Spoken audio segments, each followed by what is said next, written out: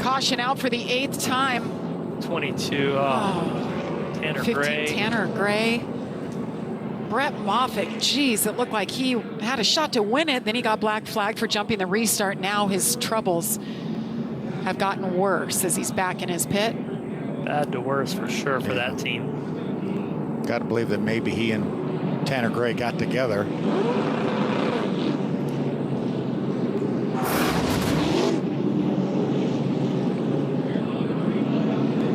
Kaz Gralla completely sideways. Colby Howard getting by on the inside.